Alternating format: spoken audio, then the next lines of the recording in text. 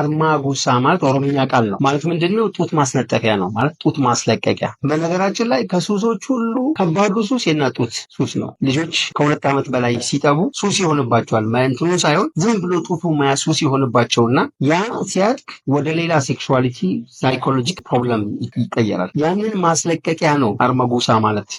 እናቶች ምንድነው የሚያደርጉት? ጡታቸውን ነው የሚቀቡት ብዙ ጊዜ ያየሁት። ነገር ግን ማጠጣት ነው ትክክለኛው። ስታጠፍቷቸው ያንን ሱሱ ነው ከእንዳ ጋር አታች የሚያደርገው ኔጋቲቭ ኢነርጂ ይለቃል፣ ከሰውነታቸው ይላቀቃል። ይህንን ለየትኛውም ሱስ ይጠቅማል። በጣም ከሚገርመው ነገር ምንድነው አርማጉሳ የሚያደርገው? አንታይ ለመንት ነው። ኮሶ ምናምን ትሉትን ሆድ ውስጥ አጥቦ ነው የሚያወጣው። ለሆድ ቁርጠት ኢሚዲየት ሆድ ቁርጠት በየትኛው ምክንያት ይምጣ ሆድ ቁርጠቱን ወዲያው ነው የሚያቆመው። ከዚያ ውጪ ለቁርጥማት ለምናምንም ደግሞ በጣም ስለሚያገለግል አንቲ ፔንም ጭምር ነው። ኢሚዲየት አንቲ ፔን ነው። ከአእምሮ ጋር በተያያዙ ጉዳዮች በተለይ አታችመንትን ከሆነ ነገር ጋር አታች አድርጎ የሚያስቀምጥን ሸይጣን ወይም ጅንን ያባራል። ስለዚህ አርማጉሳ በጣም በጣም ትልቅ መድኃኒት ነው ለማንኛውም ለየትኛውም ሱሱ በሚያስገድዳችሁ ሰዓት 1 ሲኒ አርማጉሳን ጨምቃችሁ ጠጡ። ከዛ ሊያስመልስ ይችላል፣ ወደታች ሊልም ይችላል። ከዚያ በኋላ ግን የለም። ያ ሱስ 3 ቀን ተከታታይ እንዲህ ካደረጋችሁ ያ ሱስ የሆነባችሁ ነገር ጭራሽ ያስጠላችኋል። ሞክሩት። የሞከራችሁትን ለሌሎችም ትምህርት እንዲሆን ሙከራችሁን